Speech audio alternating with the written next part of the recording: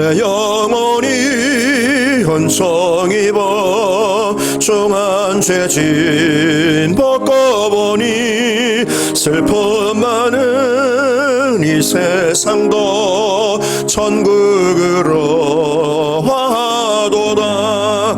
할렐루야 찬양하세. 내 모든 죄 사함 받고 주 예수와 동행하니 그 어디나 하늘나라. 주의 얼굴 뵙기 전에 멀리 뵈든 하늘나라. 내 맘속에 이루어지니 날로 날로 가깝도다며.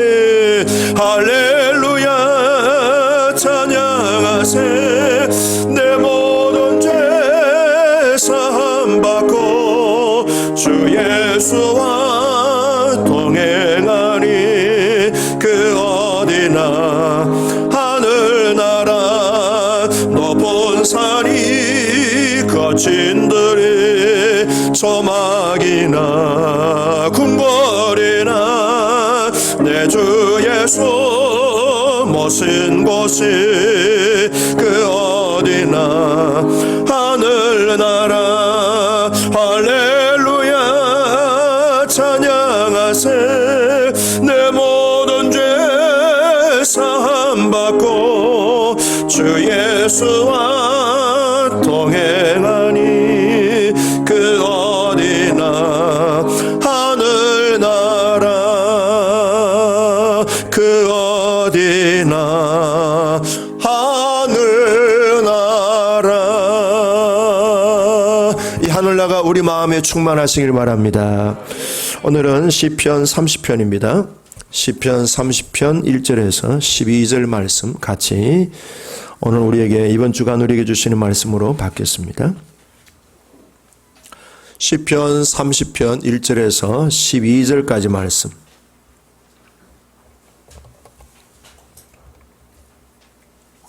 같이 읽겠습니다.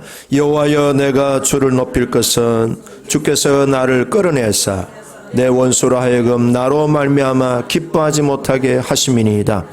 여호와 내 하나님이여 내가 주께 부르짖음에 나를 고치셨나이다. 여호와여 주께서 내 영혼을 서울에서 끌어내어 나를 살리사 무덤으로 내려가지 아니하게 하셨나이다. 주의 성도들아 여호와를 찬송하며 그의 거룩함을 기억하며 감사하라. 그의 노염은 잠깐이요 그의 은총은 평생이로다. 저녁에는 울음이 깃들지라도 아침에는 기쁨이 오리로다.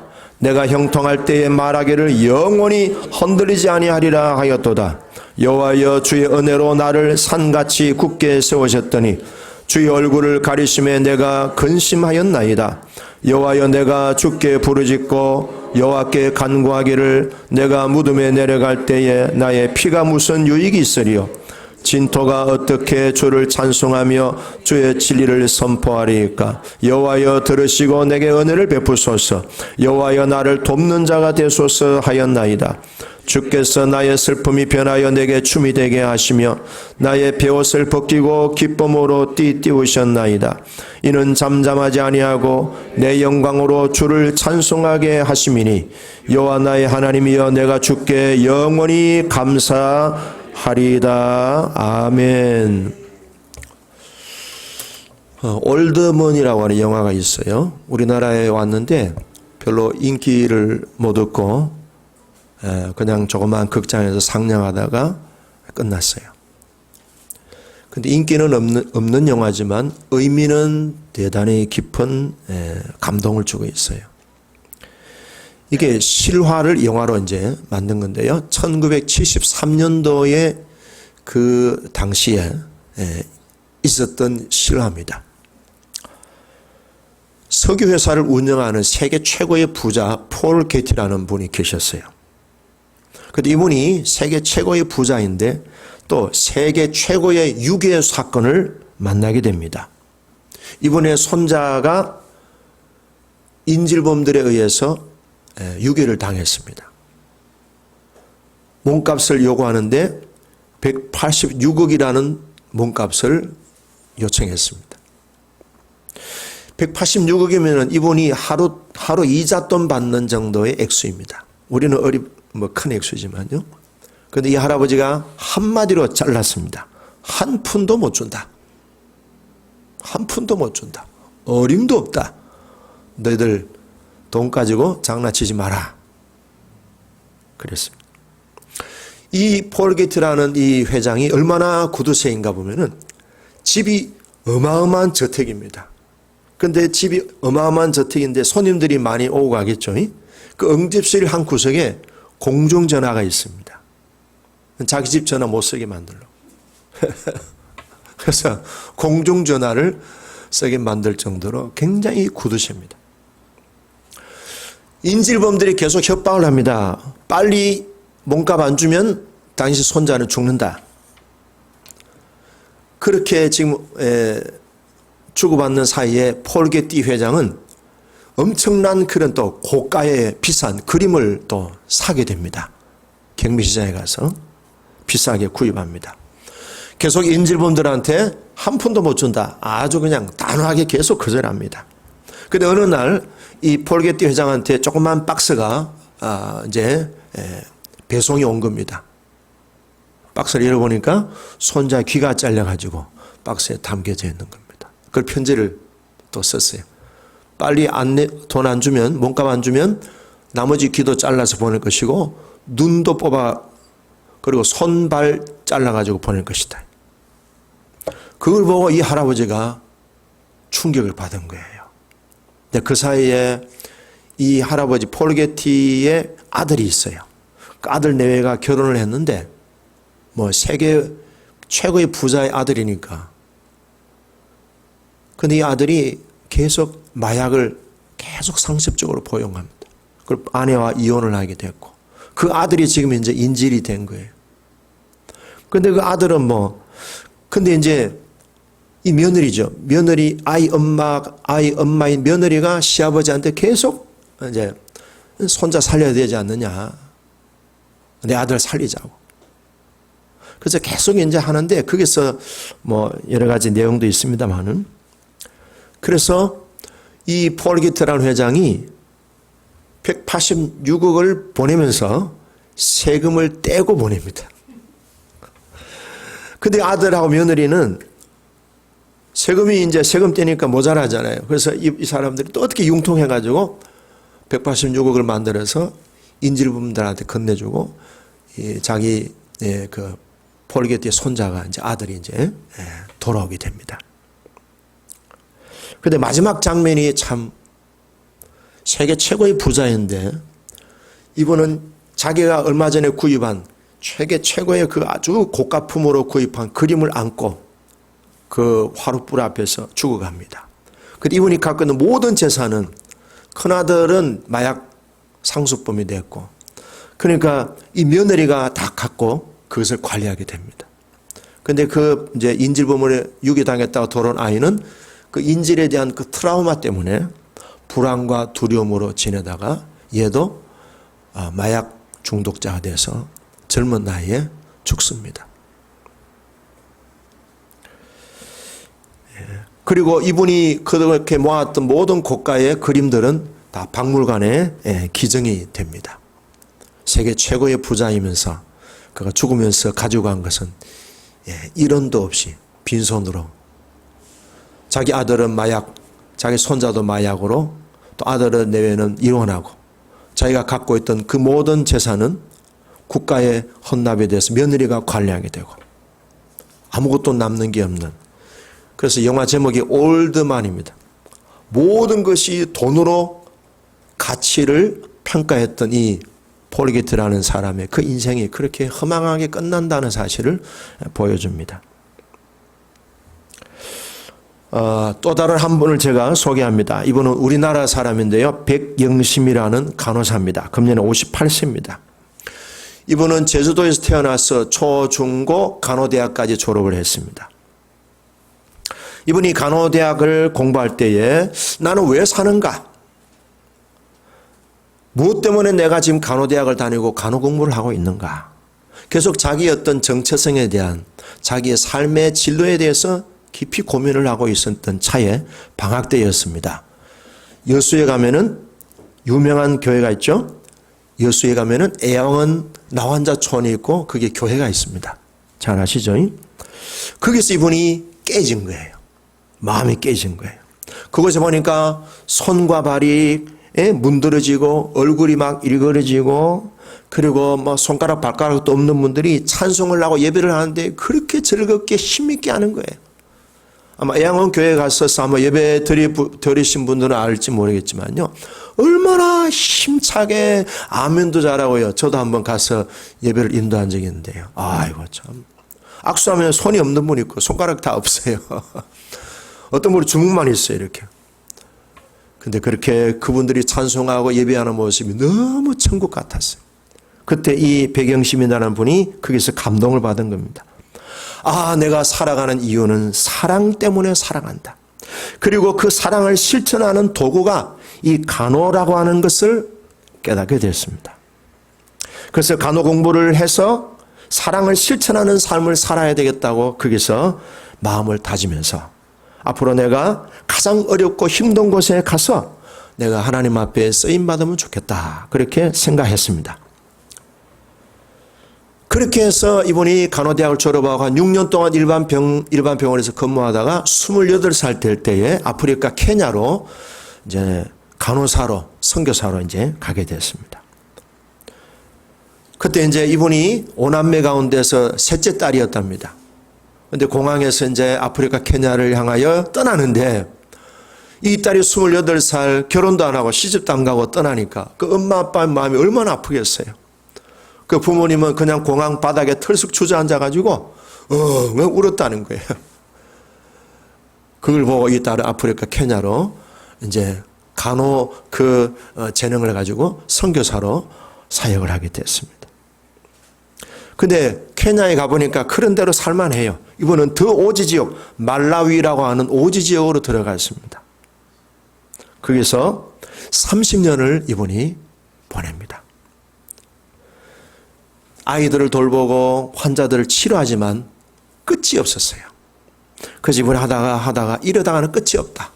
무언가 이들에게 근본적인 대책이 필요하겠다 해서 이분이 교육 선교 아니면은 이 나라의 미래는, 이 아이들의 미래는 없겠다 싶어서 유치원을 세웠습니다. 초등학교를 세웠습니다. 그리고 언제든지 와서 진료할 수 있는 진료소를 세웠습니다. 그리고 이분이 계속 기도하고 또 후원자들을 모으고 열심히 해서 종합병원 200병상이나 되는 종합병원을 세우고 그 다음에는 이것을 감당할 수 있는 간호대학까지도 세웠습니다. 그리고 또 첨단 시설을 전수해 줘야 되겠다 해서 정보통신기술대학을 또 세웠습니다. 얼마 전에 우리나라에서 외국인 가운데 봉사자들을 뽑아서 수상하는 호암상 수상을 하는데 이분이 이제 오게 되었습니다. 그때 4억을 이제 상금을 받게 되었습니다. 그때 이분이 그 4억을 가지고 도서관을 건립하고 그 다음에 간호대학을 설립했는데 응급차가 필요했고 그리고 버스가 필요했고 그리고 또 자기가 있는 말라위에 초등학교는 있는데 대학교는 있는데 중고등학교가 또 필요해서 중고등학교를 또 그 돈으로 설립하고 그때 기자가 인터뷰를 하면서 당신 입고 있는 옷이 참 고상하게 보는데 얼마짜리냐니까 이거 구품 그 단체에서 1달러 주고 샀다는 거예요. 상금 4억은 말라위에 있는 그 모든 시설들을 위해서 다 헌신하고 자기가 입고 있는 것은 1달러짜리 구품 물품으로 입고 있다는 거예요. 그래서 이분이 이런 얘기했습니다. 한 번 사는 인생 가장 최선의 삶을 사는 것이 나는 지금 내가 하고 있는 이 길이라고 생각합니다. 이제 말라위에서 30년 사역을 접고 이제 나는 더 어려운 곳으로 찾아가려고 다음 장소, 다음 지역을 기도하고 있습니다. 그래서 돈을 최고의 가치로 여기고 살아갔던 세계 최고의 부자의 인생과 사랑을 최고의 가치관으로 삼고 살아가는 두 사람의 얘기를 제가 대조했습니다. 돈이 기준입니까? 사랑의 기준입니까? 자기 영광의 기준입니까? 하나님 영광의 기준입니까? 오늘 우리도 어떤 기준, 어떤 가치관을 가지고 살아가야 될 것인가? 오늘 우리가 주님 앞에서 그 부분을 다시 한번 튼튼히 세워나가는 시간 되기를 바랍니다. 자, 오늘 성경 본문은요, 다윗의 얘기입니다. 다윗은 우리가 잘 알다시피 이름 없는 시골 촌구석에서 양치기 하던 어린 목동이었습니다. 이 사람이 왕이 될 수 있는 어떤 그런 영광은 전혀 없는 사람이었어요. 그냥 이름 없는 시골 촌구석에 자기 집안 식구들도 알아주지 않는, 아버지도 알아주지 않는, 형제들도 별 볼일 없게 생각했던 그런 제일 막내, 8번째 이 막내, 아무도 그를 주목하지 않았어요. 그런데 다윗이 그런 이름 없는 보잘것없는 존재로 살아가던 목동이 하나님이 그를 불러서 왕의 기름 부음 부으시고 사울 왕이 죽고 다윗이 2대 이스라엘의 왕이 됩니다. 그는 나라를 위해서 얼마나 애썼는지, 하나님과 함께 전쟁을 하면서 연전연승을 이루면서 나라를 계속 지경을 확장시켜 나가면서 이스라엘 나라를 역대 최고의 번성하고 최고로 발전된 그런 수준으로 끌어올립니다.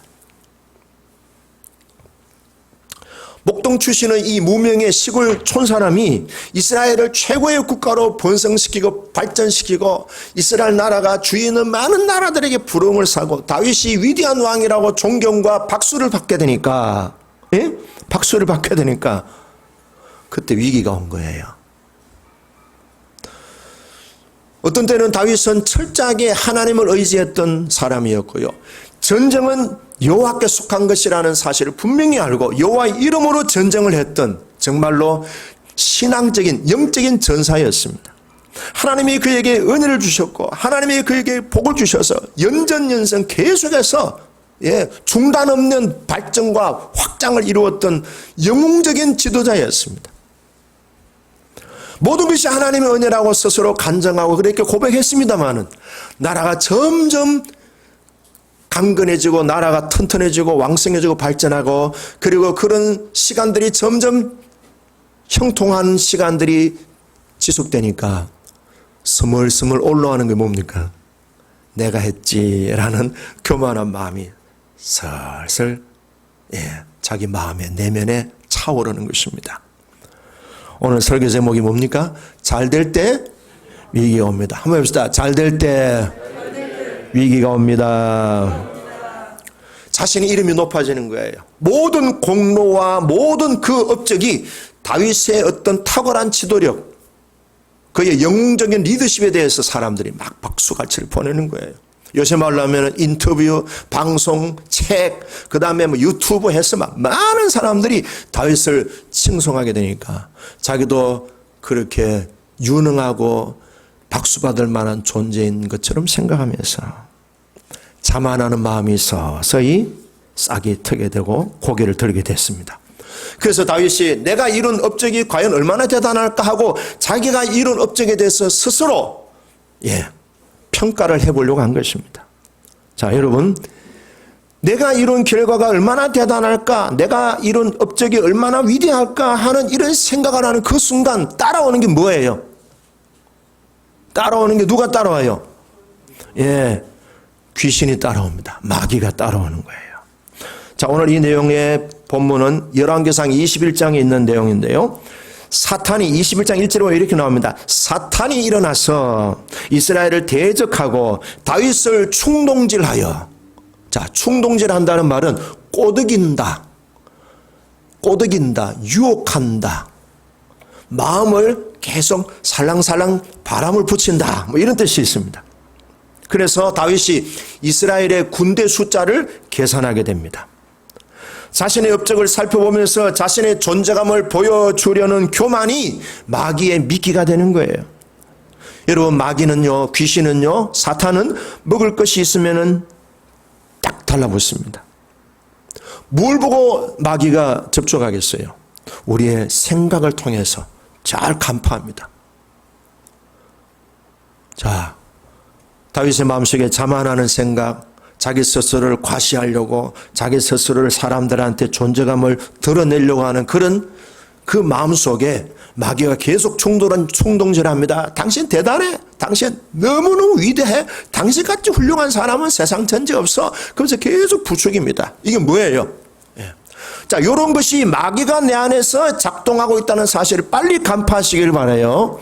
자꾸 나를 부추기는 그런 마음의 생각이 오면은 샷하나 물러갈지어다. 해봅시다. 샷하나 물러갈지어다. 이 또라이 같은 귀신아 떠나갈지어다. 이게 또라이요, 또라이. 예.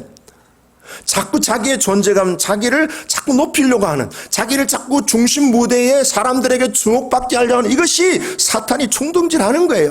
근데 그게 넘어가는 사람이 많을까요? 적을까요? 많아요. 너무나 많아요. 그래서 정상에 섰다가 하루아침에 그냥 툭 떨어지는 사람들이 많습니다. 나는 아니겠지 하지만 자기 수준에서 또 그렇게 자기를 계속 또 과시하다가 자기를 세우다가 넘어지는 사람이 있어요. 저도 그런 인간이었습니다. 사람이 아니고. 그래서 떨어졌습니다. 조심해야 돼요. 내 스스로를 자꾸 강화시키고 내 자신의 존재감을 계속 부각시킬 때에 귀신이 들어옵니다. 귀신은요, 그냥 가만히 있는 게 아니에요. 귀신이 뭐처럼? 굶주린 사자가 먹이를 찾듯이. 예, 지금도 예배당 안에는 있을까요, 없을까요? 예배당에도 있어요. 여기는 귀신이 접근 금지가 아니라고. 어떤 분이 제가 이렇게 기도하는데 이 귀신아 너 언제 들어왔어요? 예배 드릴 때 들어왔지? 이러더라고. 와, 이거 예배 드린다고 안 들어오는 게 아니에요. 우리의 마음이 자꾸 교만한 마음을 품으면 귀신이 착 달라붙어가지고 했어요. 다윗이요, 자기의 존재감, 자기의 업적과 자기의 공로를 사람들한테 무언가 신문에다가, 언론에다가, 텔레비전에다가 부각시키기 위해서 뭘 했는가 하면요, 숫자를 계산하라고 한 겁니다. 여러분, 이 숫자가 우리를 참 병들게 만듭니다. 목사님들이 모이면 교인이 몇 명이요? 아, 우리 한 5,000명입니다. 조목사님 몇 명이요? 우리는 한 30명, 40명 모입니다.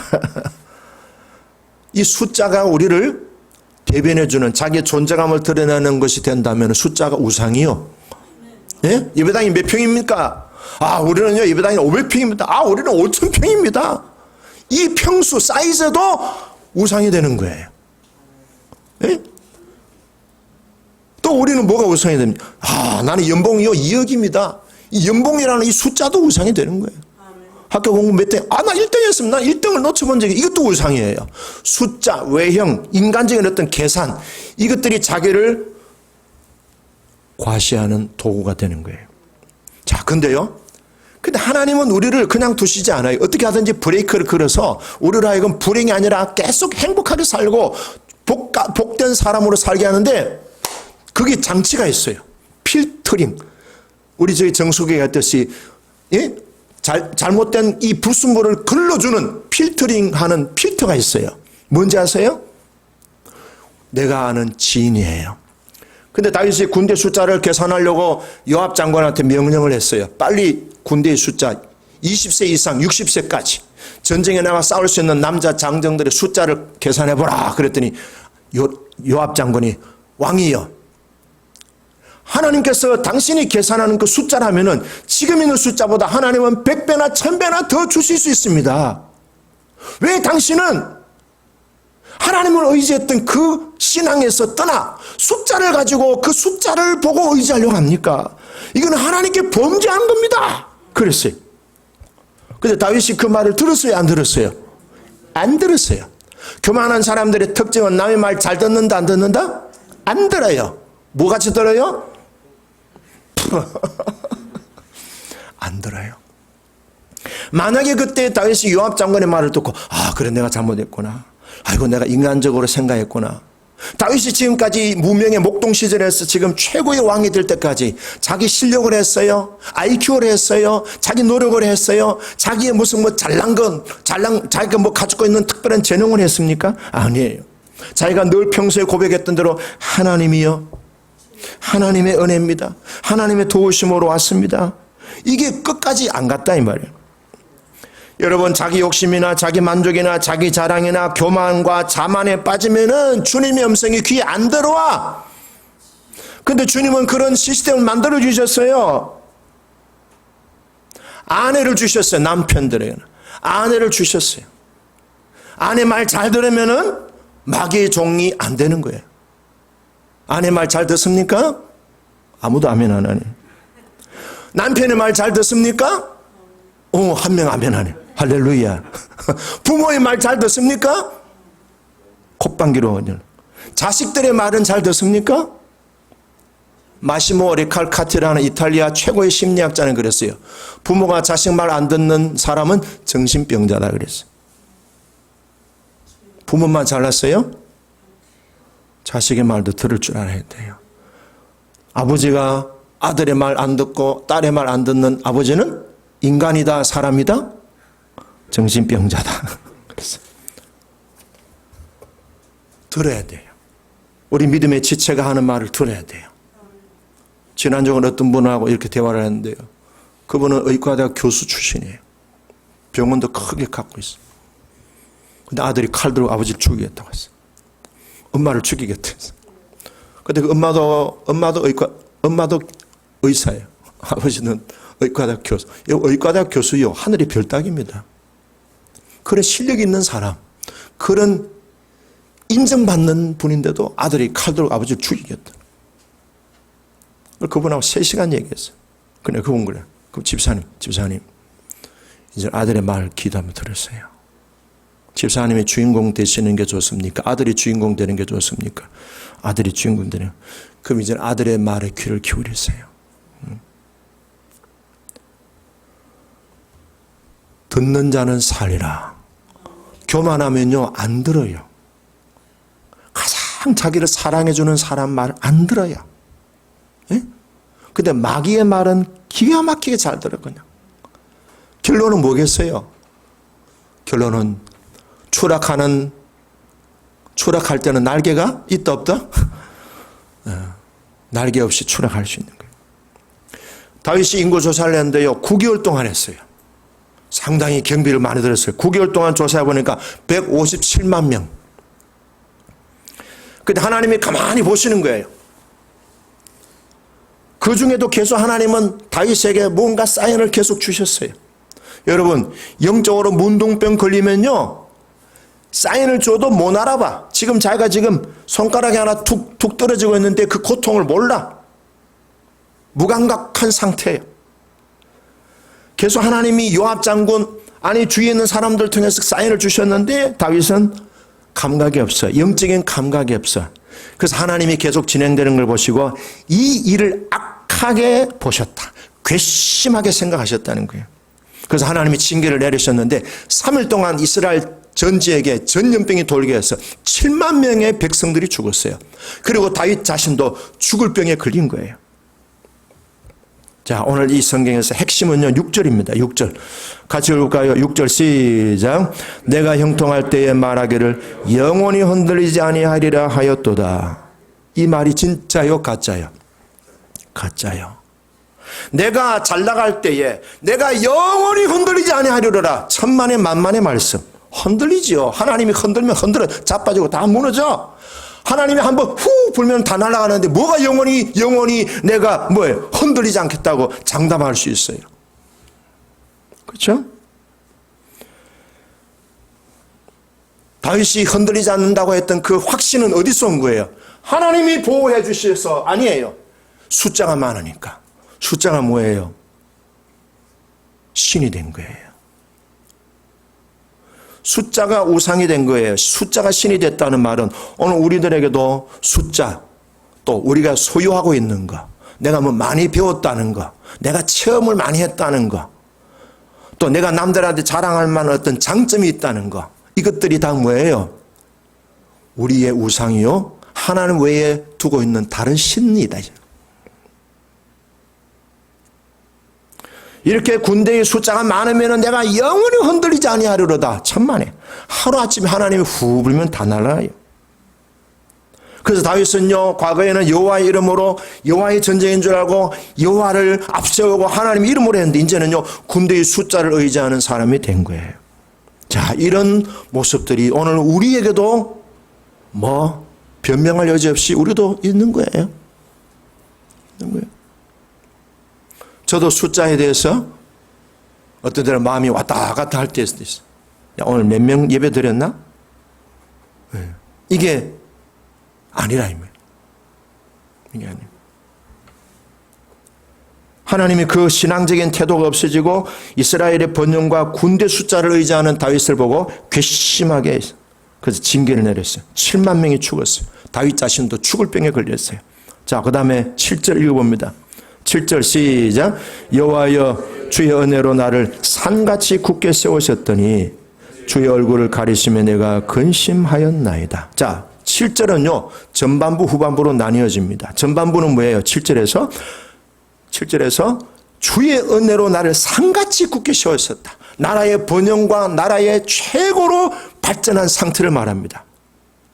누가 했다고요? 주의 은혜로 산같이 견고하게 섰고요. 근데 어떻게 됐습니까? 주의 얼굴을 가리우심에 하나님의 얼굴을 돌리시는 거예요. 하나님의 얼굴을 돌리니까 이스라엘이 뭐가 왔어요?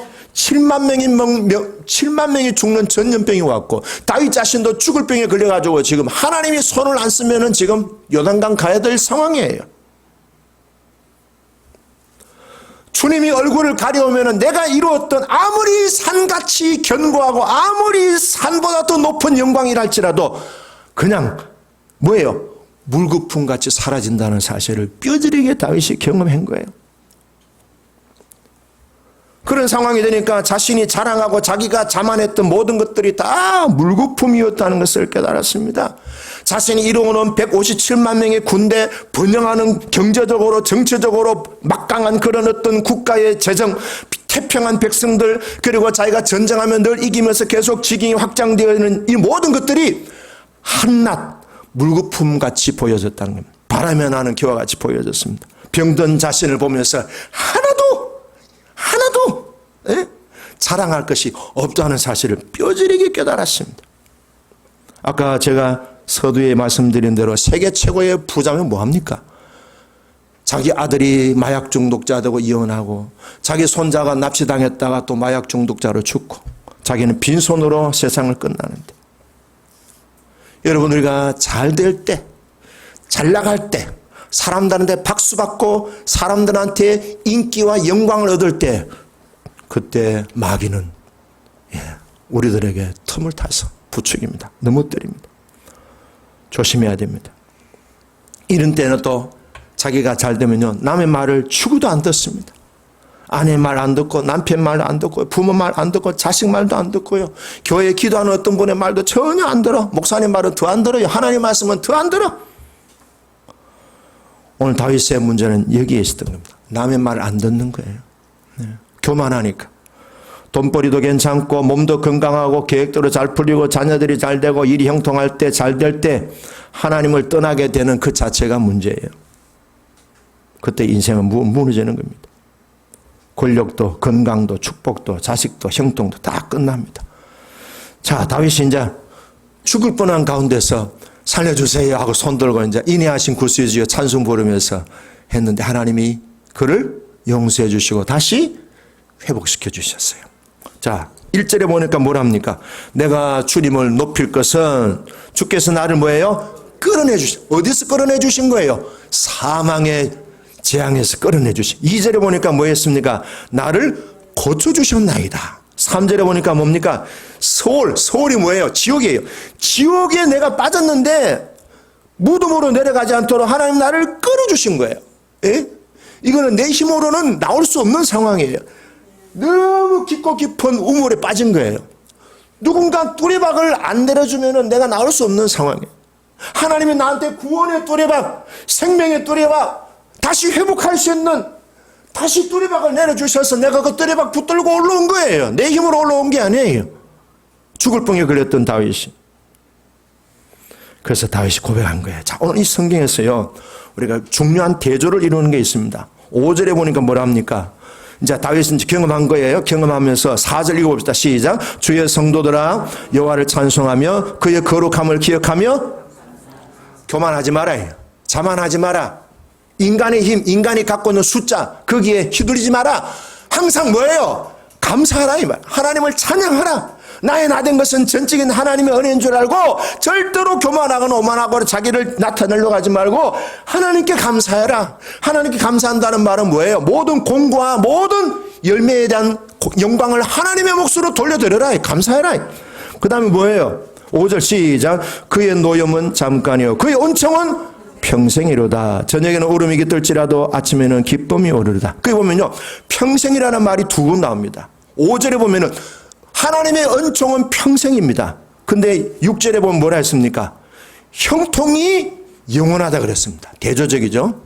다윗이 교만할 때는 형통이 영원하다 했는데 한 방 얻어맞고 죽을 병에 걸리니까 뭐랍니까? 은총이 영원하다. 그렇게 바뀝니다. 그렇습니다. 우리의 잘되고 우리의 성공하고 우리 업적과 우리의 모든 행적들, 심지어는 우리의 영적인 사역까지도 영원하지 않아요. 영원한 것은 하나님의 은총만 영원할 뿐이야. 그냥 우리는 사역하다가 주님 오라면 가는 거예요. 손 내려놓으라면 내려놓는 거예요. 뭘 내가 한 것이고 내가 뭘 휘두르고 내가 뭘 내 재능을 합니까? 네 영혼을 오늘 밤 거두어 간다면 네가 쌓은 이 모든 것이 누구의 것이 되겠느냐? 느부갓네살 왕이 바빌론 제국을 이룩하고 내가 이루었다 하는 그 순간에 하나님이 그 정신을 뺏어가가지고 침을 질질 흘리고 정신병자가 됐어요. 짐승이 돼버렸어요. 7년 동안 광야에서 풀 뜯어먹고 흙 먹고 이슬 먹으면서 느부갓네살이 짐승처럼 지내다가 깨달았습니다. 하늘을 보았습니다. 아하, 내가 한 게 아니고 하나님이 하신 거구나. 그걸 깨달을 때 7년이 걸렸어요. 그리고 정신에 다시 돌아와서 다시 왕으로 복귀했습니다. 내가 한 게 아니에요. 주님이 하신 겁니다. 내 형통과 내 번영과 나의 성공이 영원한 게 아니에요. 영원한 것은요, 오늘 성경에 나오는 대로 은총만 영원할 것입니다. 자, 그래서 다윗이 이제 살려달라고 막 애를 썼어요. 왜 살려달라고 했을까요? 주님 살려주세요. 조건부로 살려달라고 했어요. 9절입니다. 내가 무덤에 내려갈 때에 나의 피가 무슨 유익이 되겠습니까? 주님, 내가 죽으면 내가 흘린 피가 주님한테 아무 소용없지 않습니까? 진토가 어떻게 주를 찬송하며, 진토는 뭐예요? 죽은 시체. 죽은 시체가 어떻게 주님을 찬송하며 주님의 진리를 선포하겠습니까? 무슨 말입니까? 하나님, 나 죽지 말고 살려주세요. 살려주시면은 뭡니까? 주님을 찬송하겠습니다. 9절에. 두 번째는 진리를 선포하겠습니다. 주님을 찬송한다는 말은 무슨 말입니까? 주님을 자랑하겠다는 거예요. 그 다음에 주님의 진리를 전도하며 전파하며 살겠다는 겁니다. 자, 정리합니다. 결국에 다윗은요, 인생의 큰 곤욕을 겪으면서 이제 마지막에 얘기합니다. 12절 같이 읽어봅니다. 시작. 이는 잠잠하지 아니하고 내 영광으로 주를 찬송하게 하시미니 여호와 나의 하나님이여 내가 주께 영원히 감사하리다. 자, 다윗은 자기의 영광을 꿀꺽 자기가 삼켰어요. 자기의 영광으로 자기를 드러내려고 했어요. 근데 이제 큰 아픔을 겪으면서 이제는 그 영광으로 어떻게 해요? 주님을 찬송하는 그런 삶으로 바뀌어졌습니다. 영원히 하나님께 감사. 영원한 것은요, 하나님 한 분 외에는 없습니다. 그분의 은총만 영원하고 우리가 영원히 하나님께 드릴 수 있는 것은 찬양과 감사밖에 없습니다. 여러분, 자만하지 마시고 하나님의 은혜를 감사하세요. 초심을 잃지 않기를 바라요. 자신이 잘된 것을 과시하려고 하지 말고 나와 함께 주신 하나님을 자랑하세요. 그분의 이름을 찬양하세요. 자기 자만에 빠질 때 배우자의 권면을 들으세요. 자녀의 권면을 들으세요. 부모의 권면을 들으세요. 그리고 우리 지체의 말들을 들으세요. 그러다 보면 하나님의 음성도 듣습니다. 잘 들으면 잘 삽니다. 축복의 주인공 되시길 주의 이름으로 축원합니다.